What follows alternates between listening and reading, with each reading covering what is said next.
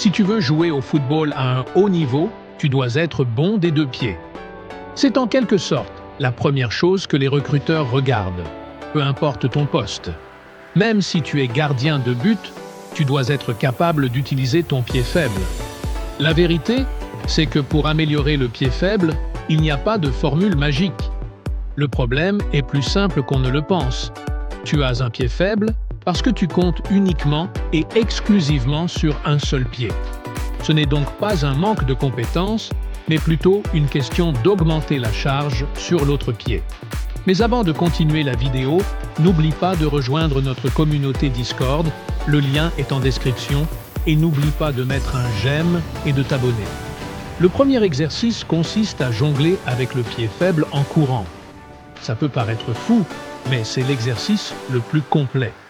Cela va non seulement améliorer considérablement ton toucher et ton contrôle avec le pied faible, mais ce sera aussi crucial pour commencer à créer de la coordination avec l'autre pied. On insiste souvent sur l'amélioration de la passe et de la frappe avec le pied faible, mais très peu sur la coordination. C'est pourquoi l'exercice proposé est essentiel. Fais-le 3 à 5 minutes par jour.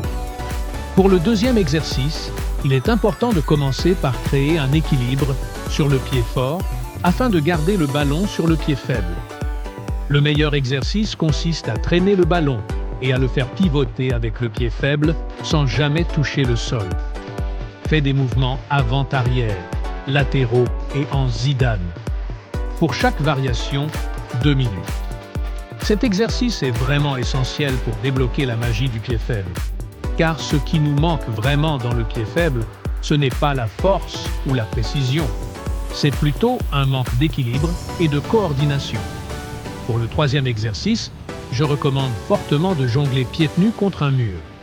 Cela te permet de sentir le ballon avec tes pieds et de développer la sensibilité nécessaire pour avoir un toucher précis. Fais-en 50 à 100.